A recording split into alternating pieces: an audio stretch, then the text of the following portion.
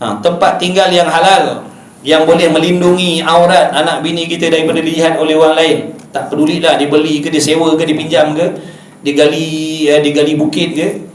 Macam sekarang ni kita tengok dalam media duk korek bukit jadi rumah. Ikutlah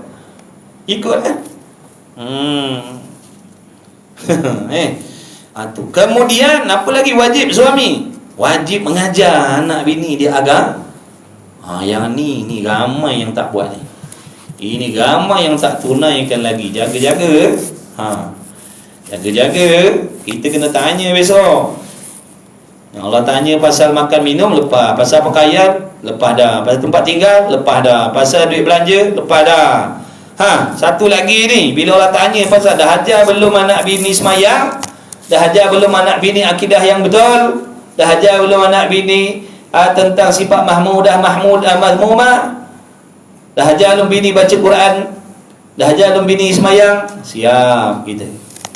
Kenalah cepat-cepat wahai suami. Wahai suami-suami. Cepat-cepat bertindak. Kalau kita tak pandai, carikan guru, gantikan diri kita. Bukan ganti diri kita jadi suami. Gantikan diri kita tu mengajar maksudnya. Cari ustazah lah. Kalau nak ajar bini kita, cari ustazah. Kalau tak ada sangat ustazah, hanya tempat tu, carilah ustaz. Tapi tempat belajar biarlah, jangan ada fitnah. Belajar ramai-ramai. Jangan bini kita dengan ustaz je. Kan bini kita tinggalkan kita, kita tahu. Tak boleh. Tak boleh. Tempat umum, ada orang lain sekali, jangan berdua je ustaz dengan bini kita, jangan. Na'udzubillah min zalik. Niat tak menghalalkan syara. Jaga baik-baik. Bagulah dia menjalankan tanggungjawab, kewajipan yang Allah pikulkan ke atas diri dia sebagai seorang suami. Ingat tu. Yang belum cepat-cepat, nanti Allah tanya kita. Carikan guru ataupun ajak bini kita pergi belajar. Mari awak malam ni jom kita pergi mengaji. Malam ni kelas Fardu Ain tauhid, malam besok kelas tasawuf Fardu Ain juga, lusa syariat. Jomlah kita belajar. Lepaskan kita singgahlah Tom Yam. Upahlah, pandai-pandailah. Kan lepas kelas kita singgahlah makan. Bini kita dengar makan, boleh. Tak apalah, biarlah dia nak pergi mengaji kerana makan dulu. Biar dia nak pergi belajar, nak pergi mengaji Fardu Ain tadi kerana nak singgah Tom Yam dulu. Tak apa. Nanti lama kelamaan dia belajar. Contoh untuk guru kata, kita belajar ni niat kena ikhlas. Jangan kerana selain Allah. Nanti dia salah punya niat aku belajar selama ni aku datang suruh sebab nak makan Tom Yam. Lepas daripada kuliah boleh makan. Kena betulkan ni. Nanti lama-lama dia jadi baik Nanti lama-lama dia jadi baik lah niat tu. Memang kita akan jumpa tak ikhlas dulu. Dengan belajar tu nanti ilmu yang bermanfaat yang kita dapat. Nanti lama-kelamaan hatinya yang tak ikhlas jadi ikhlas. Dia akan jumpa benda-benda tu. Semua orang akan alami benda tu. Daripada ilmu tu nantilah akan berubah kepada yang lebih baik. Kita suami kena pandailah main peranan. Pujuk bini kita, marilah belajar, jomlah, temanlah. I tak berapa seronok, I pergi ngaji seorang-seorang je, you tak ada. Jomlah. Pandai lah. Takkan tu kita nak ajar. Tu skill masing-masing ikutlah. Skill masing-masing awak ikut saya pergi belajar Fardu Ain, nanti hujung bulan kita pergi holiday. Holiday mana? Sebelah kampung sebelah. Holiday juga. Asalkan dia nak belajar tu, supaya semayang dia betul, Allah terima, akidahnya betul. Macam tu janganlah kita biarkan isteri dan anak-anak kita dalam kemewahan, kesenangan harta benda dunia. Nanti balik akhirat susah mereka tu, sengsara mereka tu, azab mereka tu. Bila nanti dalam kubur tak boleh nak jawab soalan-soalan daripada malaikat tu. Sebab malaikat nanti nak tanya tentang Tuhan, tentang Nabi, tentang amal, tentang begini, tentang begitu. Macam mana bini kita nak jawab kalau atas dunia dia tak tahu? Jadi kita suami janganlah menganiayai. Jangan menganiayai isteri anak-anak kita. Janganlah nanya dia orang, sian dia orang. Dia orang pun nak selamat akhirat juga. Dia orang pun nak selamat dalam kubur juga. Dia orang pun nak senang dalam kubur juga. Takkan kita nak biarkan, takkan kita rela, kita redha, kita seronok, kita suka anak bini kita nanti diazab oleh Allah sebab kita.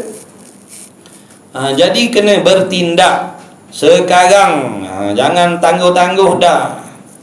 Buat jadual waktu belajar Quran. Ajak bini kita atau carikan guru untuk bini kita tu, supaya dia dapat beramal dengan amal soleh. Amalan kita betul Allah terima, amalan dia betul pun Allah terima, barulah til jannah. Barulah til jannah, dua-dua til jannah.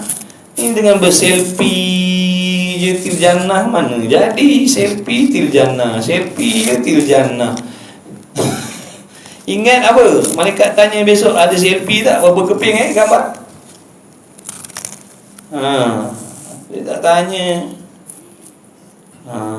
Ngaji ya. Sayang tak bini kita? Sayang tak anak kita? Sayang kerana Allah ke tidak?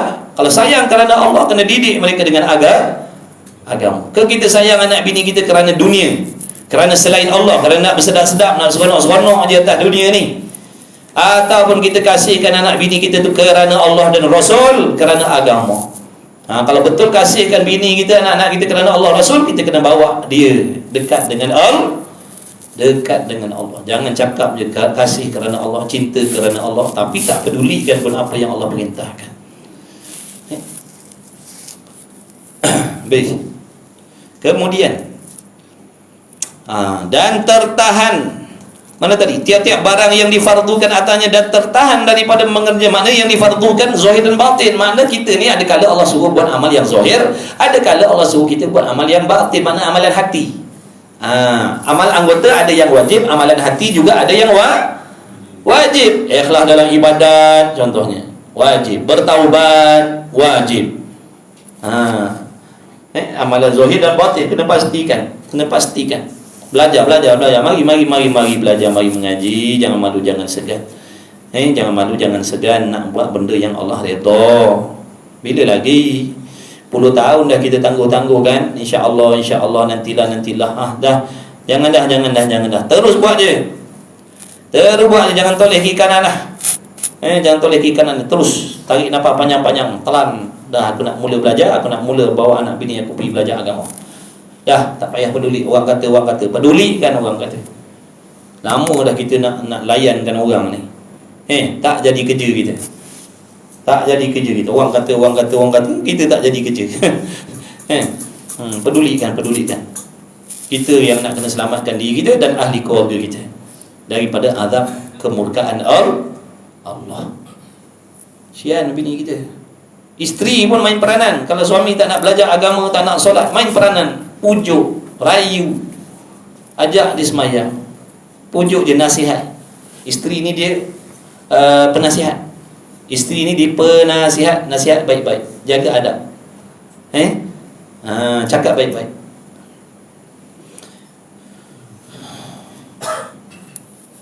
Jangan harap suami je. Kadang-kadang Allah bagi peluang kepada isteri tu jadi asbab suaminya jadi soleh. Maknanya dia isteri yang dipilih oleh Allah Ta'ala. Maknanya dia istimewa.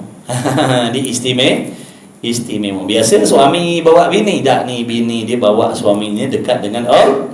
Maknanya dia istimewa lah tu. Ada je ramai laki-laki yang begini begitu, berkahwin dengan dia jadi dekat dengan Allah. Nampak tak?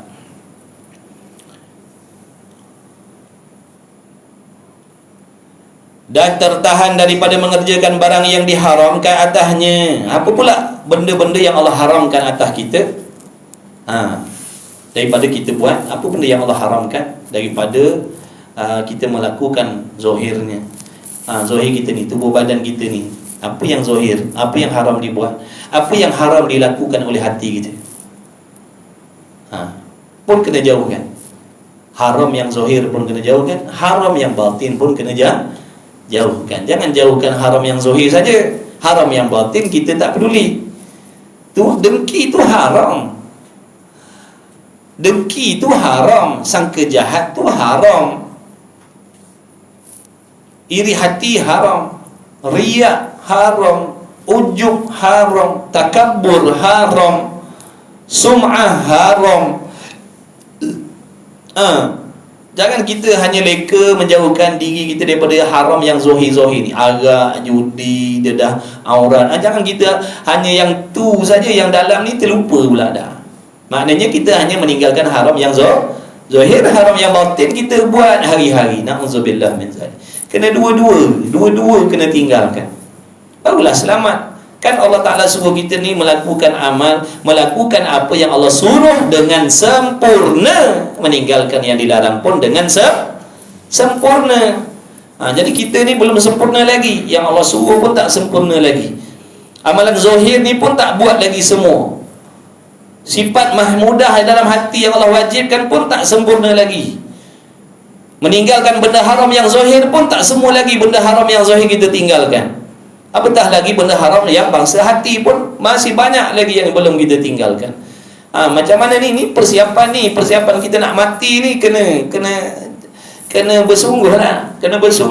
Ni persiapan mati lah ni. Buat apa yang Allah suruh dengan sempurna zahir dan batin, meninggalkan apa yang Allah larang juga dengan sempurna zahir batin. Inilah dia yang dinamakan persiapan mati, bekalan nak mati. Itulah dia bekalan mati tu.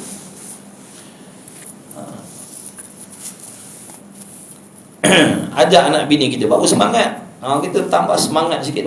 Suami kita ajak mengaji, kita pun mengaji, semangat, seronok. Bila ada jamaah, ada geng, ini jadi semangat. Kita manusia macam tu. Kalau buat seorang-seorang rasa lemah, lesu, lemah. Bila ada kawan jadi seronok, jadi semangat, tompang semangat kawan-kawan, tompang semangat isteri, tompang semangat suami, tompang anak-anak, tompang semangat ibu bapa, begitu. Bila lagi dunia akhir zaman dah, banyak dah perkara mungkar, fitnah berlaku. Jangan kita sibuk bila tengok dalam media berita begini, berita begitu, kita jadi takutlah, risaulah. Hari nak kiamat dah, akhir zaman dah, begini begitu, dajjal lah, inilah itu. Tapi kita tak bertindak. Kita tak ada buat tindakan apa-apa pun. Hari-hari kita tengok dalam media tu macam-macam berita tentang keburukan yang berlaku akhir zaman. Kita hanya sibuk membaca, sibuk ambil tahu, tapi tak bertindak. Kena bertindaklah. Sebab itulah Allah ingatkan, Allah jadikan asbab kita jumpa benda-benda macam tu dalam media. Kita tengok, maknanya banyak dah benda mungkar, kucak kacir dah.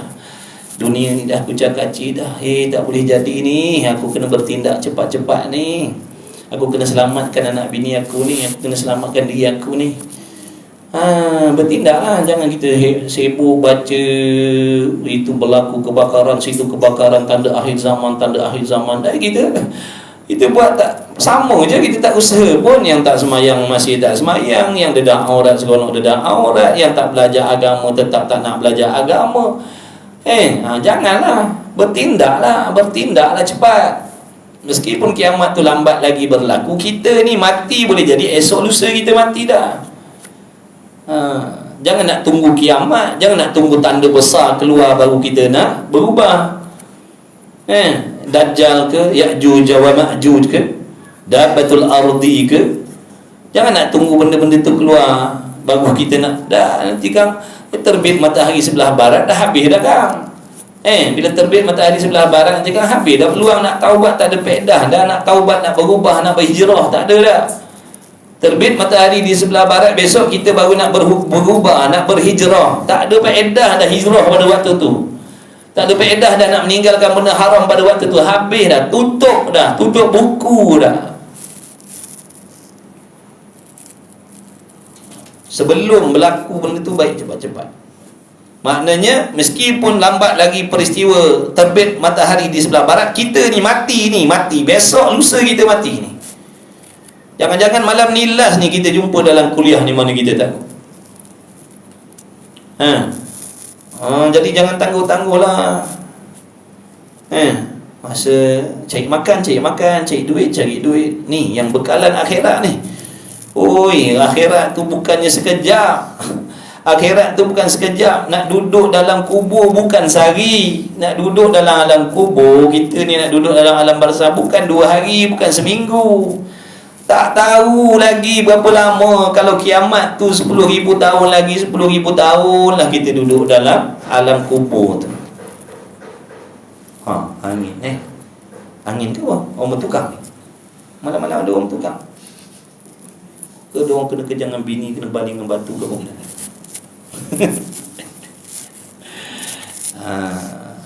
Bila lagi? Nak duduk dalam kubur tu, alam barzah tu bergantung. Lambat lagi kiamat, lambatlah kita duduk dalam kubur. Dalam kubur tu sama ada nikmat ataupun azab. Yang duduk dalam nikmat tak apalah, 1000 tahun, 2000 tahun dalam kubur tak ada masalah. Nak duduk dalam senang, duduk dalam senang, dalam alam barzah tu duduk dalam senang, lama pun tak apa. Ni azab ni, yang azab ni na'udzubillah min zalik. Kita takut ni, bila mati besok duduk dalam azab kubur tu, boleh tahan ke? Boleh tahan ke yang nama azab kubur ni? Jangan kata azab kubur, azab atas dunia ni pun kita tak tahan dah. Tak sanggup dah. Walaupun azab yang bangsa dunia ni sekarang pun tak sanggup dah kita. Jangan kata seminit, beberapa saat pun tak sanggup dah kita. Letak setrika panah kat pipi kita, tengok berapa second kita boleh tahan.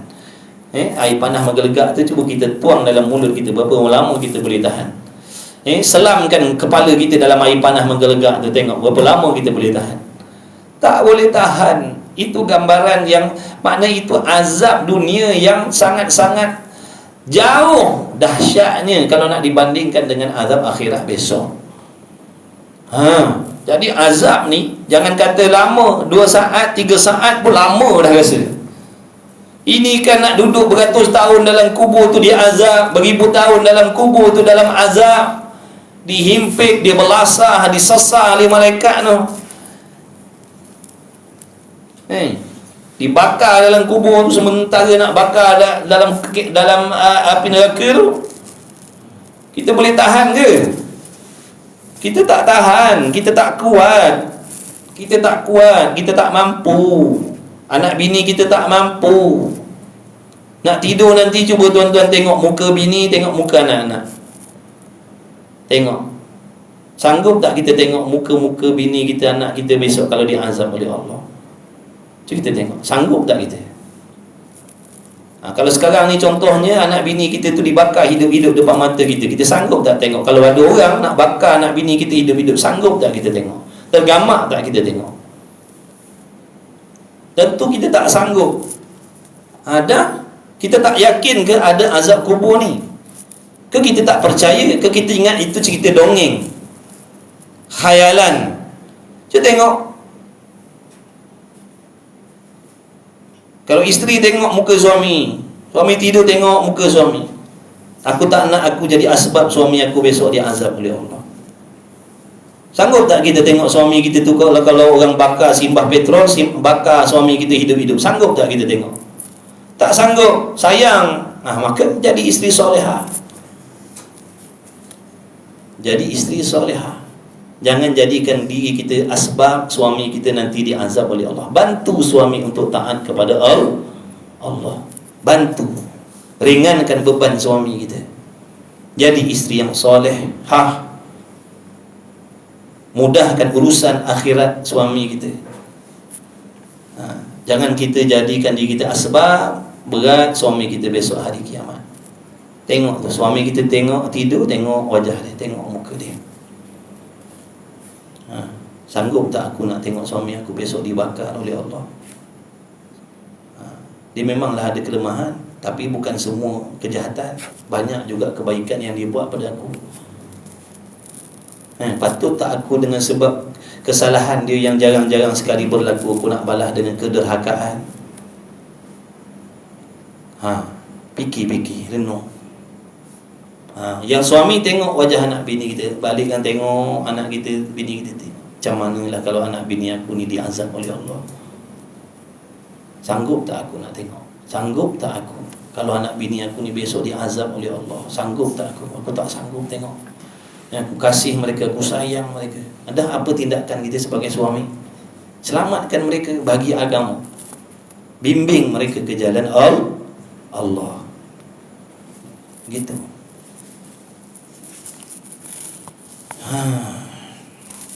Kemudian maka wajib atasnya mukallaf tadi menyuruh dengan ma'ruf dan menegahkan daripada mungkar. Wajib kita ni sama-sama, tak kisah laki-laki, perempuan, tua, muda, taat, maksiat, wajib. Ini benda yang Allah pikulkan atas setiap hamba. Tak peduli baik tak baik, soleh tak soleh, bertudung tidak. Allah pikulkan tanggungjawab ni. Ingat, ini tanggungjawab yang Allah pikul atas semua hamba Allah. Tak kira, tak peduli siapa pun. Dia orang soleh, dia tidak, tutup aurat tidak, minum arak ke tidak, berjudi ke tidak, tak peduli. Dia hamba Allah, Muslim. Wajib atas diri kita semua mengajak kepada kebaikan, mencegah kemungkaran. Ini fardu ain. Fardu ain. Fardu ain. Ajak buat baik, nasihat supaya meninggalkan maksiat, ini fardu ain. Apa maksud fardu ain? Kewajipan atas tiap-tiap orang. Sama macam solat tu. Sama macam solat 5 waktu tu. Maksudnya bukan atas tanggungjawab pemerintah saja, bukan atas tanggungjawab raja saja, bukan atas tanggungjawab imam, qadi, mufti saja dah, ustaz, tok guru, pak kiai, pak habib. Bukan. Atas setiap individu, laki-laki dan perempuan, wajib mengajak kebaikan, mencegah kemungkaran. Siapa pun. Sebab tu kalau ada orang nasihat kita, ucap terima kasih. Siapa pun dia, ucap terima kasih, ingatkan saya. Terima kasih ingatkan saya. Terima kasih nasihatkan saya. Jangan tengok zahir dia tak semayang, pakai seluar pendek, tak bertudung, sedangkan benda yang dicakap tu benda baik, benda betul, kita nafikan, kita tolak. Jangan. Hujan ke? Angin. Angin. Ingat ini pun banyak salah faham ni. Ini banyak kita salah faham. Masyarakat banyak salah faham ni. Amal ma'ruf nahi munkar ni. Kita menyangkakan ajak buat baik, tinggal nasihat agar supaya meninggalkan maksiat ni, ini tanggungjawab orang soleh. Betul tak?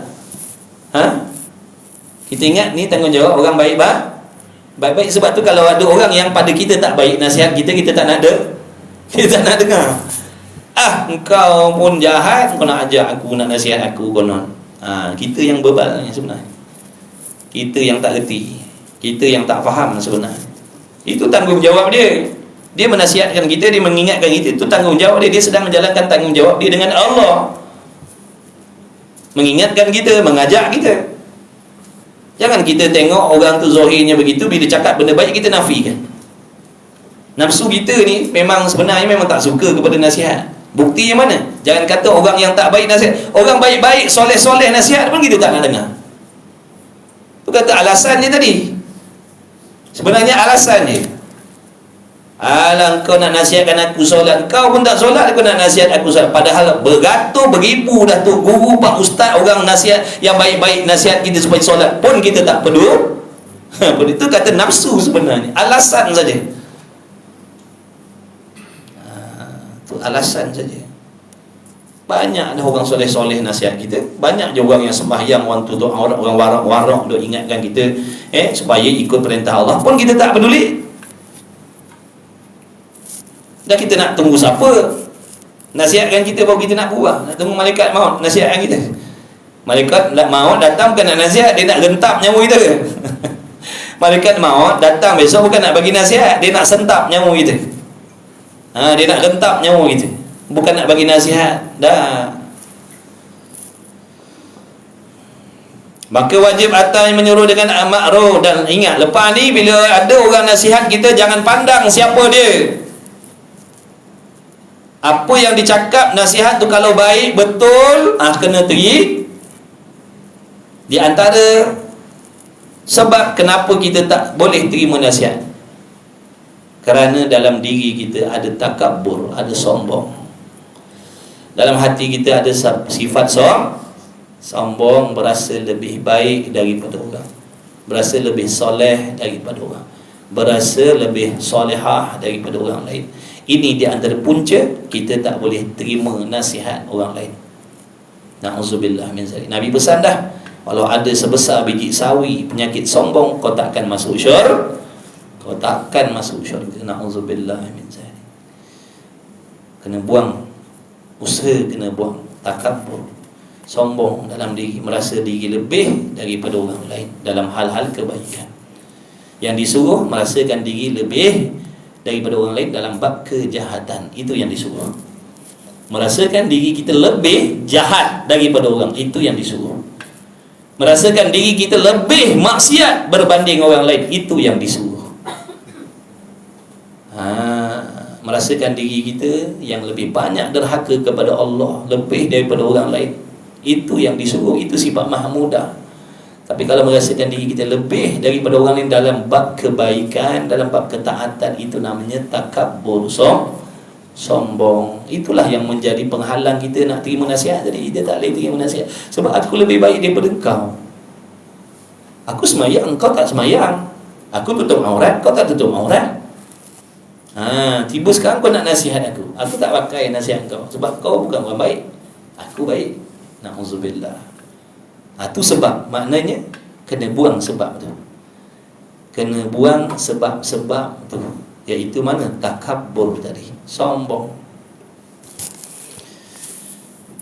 Maka wajib atasnya menyuruh dengan makruf dan menegahkan daripada mungkar. Walaupun yang cakap tu budak kecil sekali pun, budak baru berakil balik ataupun budak memayis yang cakap pada kita. Dia kata, pakcik tak semayang pakcik.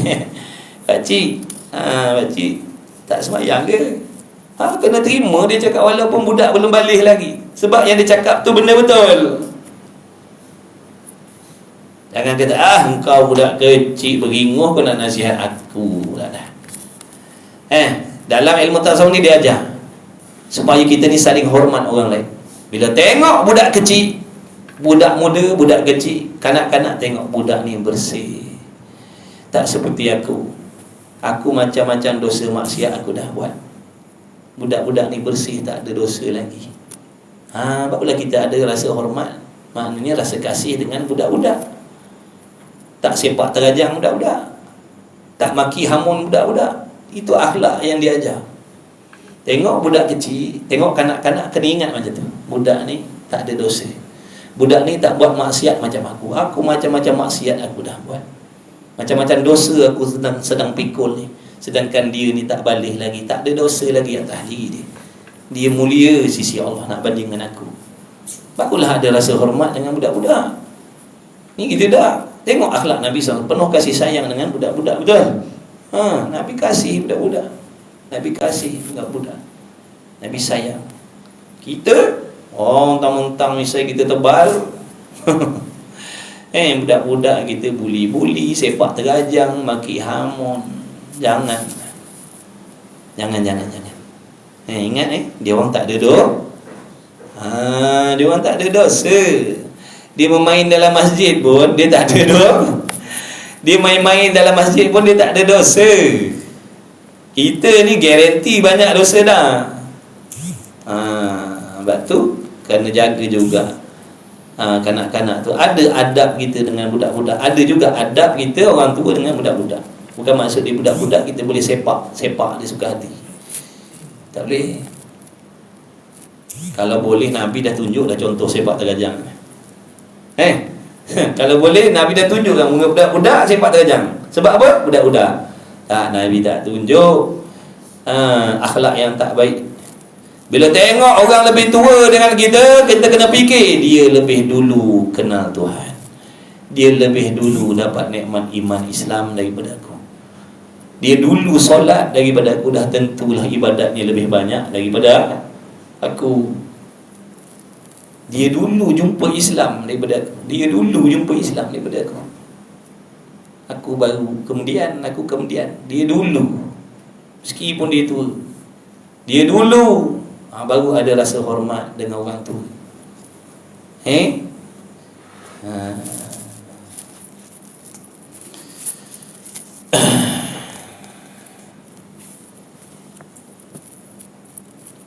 Kemudian tengok orang-orang yang zahirnya banyak buat dosa maksiat.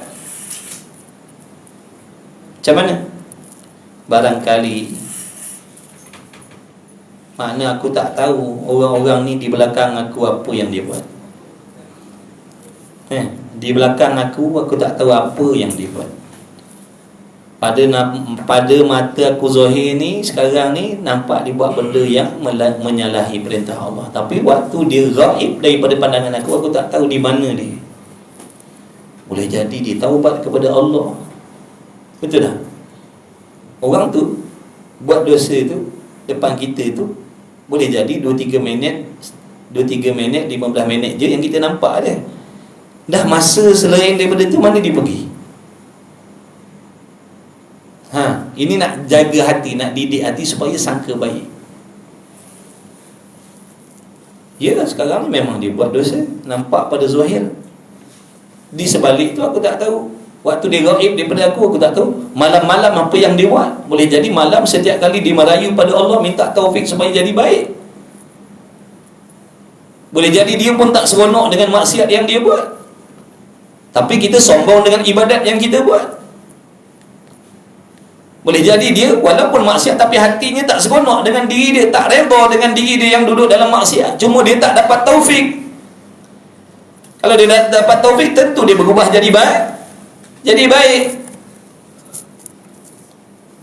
Dia tak dapat taufik, sebab tu dia dalam keadaan begitu. Boleh jadi waktu malam dia merayu-rayu kepada Allah, minta tolong, minta taufik daripada Allah, cuma Allah belum kehendak. Kita sombong dengan taat kita, berasa hebat dengan taat kita, berasa selamat dah dengan taat kita. Sedangkan dia zahirnya nampak ahli maksiat, tapi ahli maksiat yang hatinya macam tu dengan Allah, Allah redha. Allah redha orang yang maksiat yang hatinya begitu, tak suka dengan diri maksiat tu. Dia tak redha dengan diri dia yang buat maksiat tu. Dia usaha cuba-cuba tak mampu, cuba-cuba tak mampu, tapi hatinya tak putus harap dengan Allah, tak putus usaha, malam-malam merayu pada Allah, malam-malam minta doa dengan Allah, tapi Allah tak izinkan lagi. Kita tahu ke? Kita tak tahu. Jadi jangan mudah nak bersangka jahat dengan orang lain. Jangan. Sebab waktu dia tak ada depan mata kita lebih lama daripada waktu dia ada depan mata kita. Waktu dia tak ada depan mata kita, macam-macam benda dia boleh buat, macam-macam ibadat yang boleh jadi dia buat.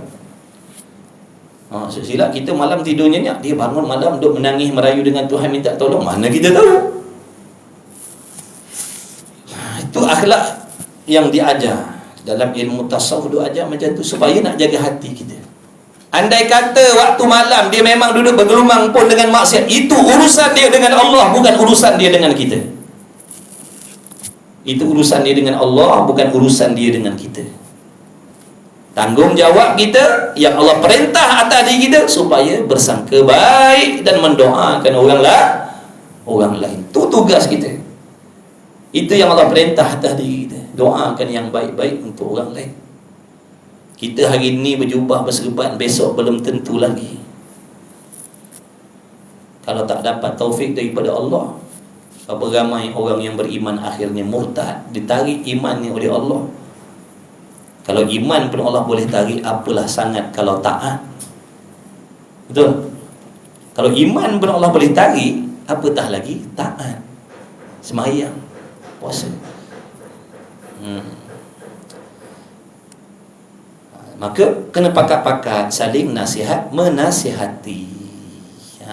Banyak kan up status-status dalam media kita tu yang baik-baik, supaya boleh kongsi. Walaupun kita bukan orang baik, insya-Allah dengan keikhlasan kita, aku nak up status yang baik-baik lah, aku nak jalankan tanggungjawab yang Allah pikulkan atas diri aku. Meskipun aku bukan orang baik, tapi aku nak cuba kongsi yang baik-baik. Insya-Allah dengan keikhlasan hati dia, boleh jadi itu jadi asbab Allah redha dengan dia. Allah akan bagi taufik kepada dia berubah jadi yang lebih baik.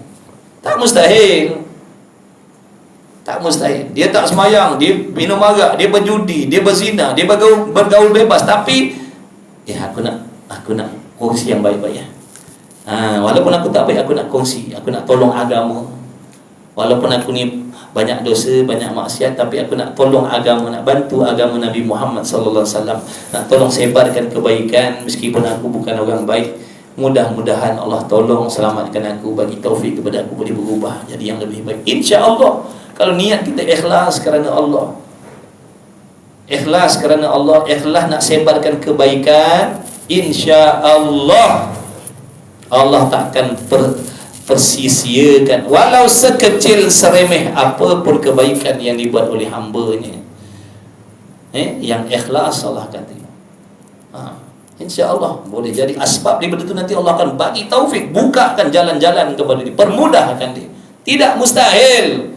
Yang kafir boleh tinggalkan kafir, dia masuk Islam. Apatah kita ni yang dah memang lahir dalam Islam.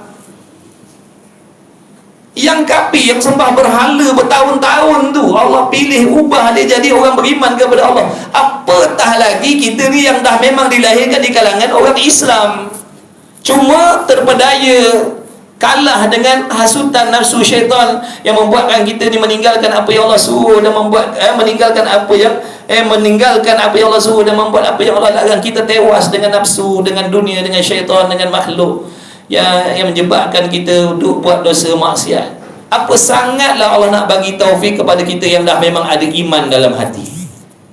Kalau yang iman dalam hatinya daripada kafir, daripada tak percaya kepada Tuhan, Allah boleh ubah jadi orang beriman, yang soleh, yang solehah. Apatah lagi kita dah memang beriman dah.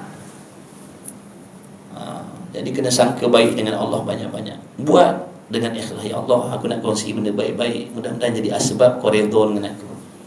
Kadang-kadang amalan yang jenis remeh-remeh macam tu kita je dapat redha Allah.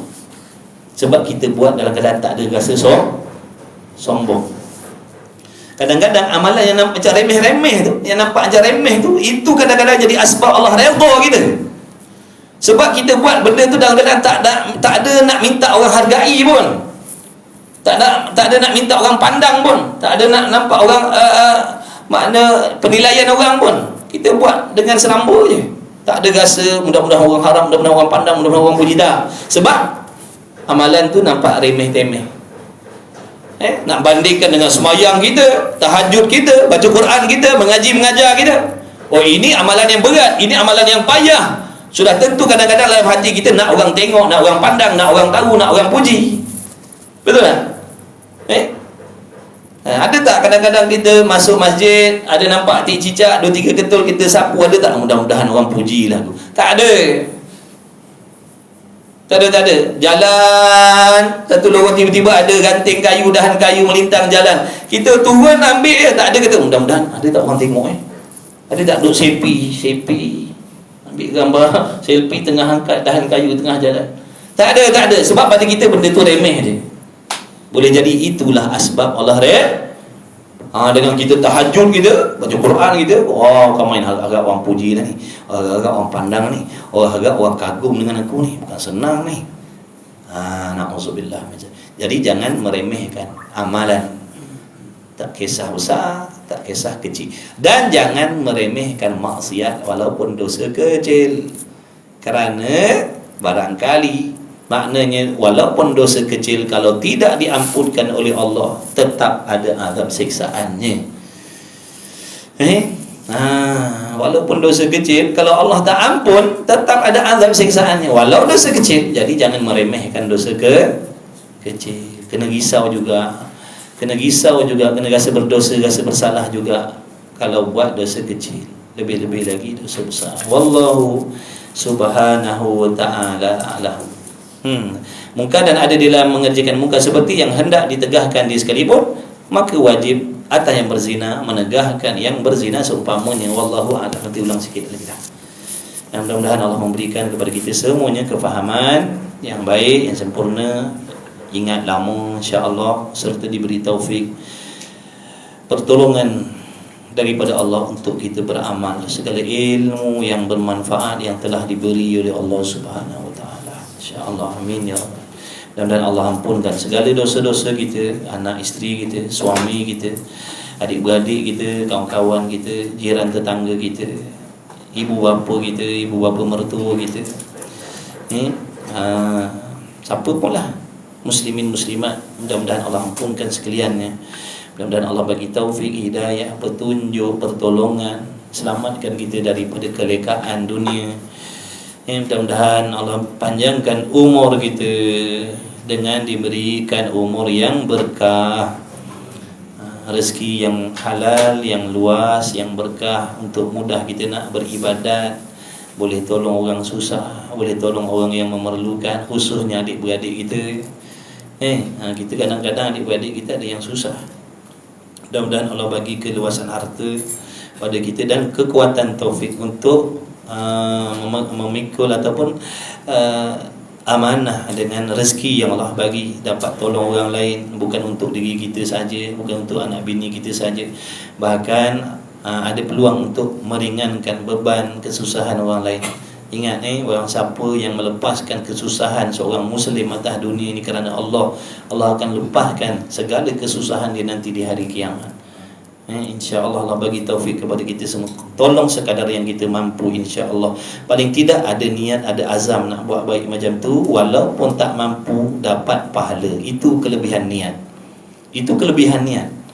Kita niat, ya Allah, Kau rezekikan aku rezeki yang halal, yang luas, ya Allah.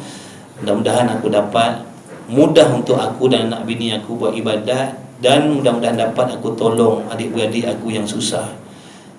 Kalau aku diberi keluasan rezeki, aku nak tolong adik-beradik aku yang susah, ya Allah, insya-Allah. Kemudian kawan-kawan dan sebagainya. Walaupun Allah tak beri, pahalanya diperoleh. Itu ni kelebihan niat. Insya-Allah. Insya-Allah. Jumpa lagi ya, mudah-mudahan. Minta maaf dah tadi kata nak beri awal, tapi beri lambat juga. Alhamdulillah, tak rugi duduk dalam majlis ilmu selama mana pun tak rugi. Memang nafsu tak suka tapi insya-Allah mudah-mudahan dalam masa sejam lebih tadi ada amalan kita yang Allah terima. Mudah-mudahan, amin ya rabbal alamin. Terima kasih semua, insya-Allah. Bismillahirrahmanirrahim. Alhamdulillahirabbil alamin, wassalatu wassalamu ala asyrafil anbiya wal mursalin wa ala alihi washabihi ajmain. Allahumma shalli wa sallim ala sayyidina Muhammad wa ala ali sayyidina Muhammad. Allahumma rabbana fa'na bima 'allamtana, rabbana 'allimna alladhi ma yanfa'una, rabbana faqih ahlana wa qarabati lana fi dinina ma ahli qudri untha wa dhakar. Allahumma ya Allah iqdi hajatina ya Allah bijahi rasulika sayyidina Muhammadin sallallahu alaihi wa alihi wasallam. Rabbana atina fid dunya hasanah wa fil akhirati hasanah wa qina adzaban nar. Wa sallallahu ala sayyidina Muhammad. Rabbil alamin. Taqabbalallahu minni wa minkum wa minkum taqabbal ya karim. Haula wala quwwata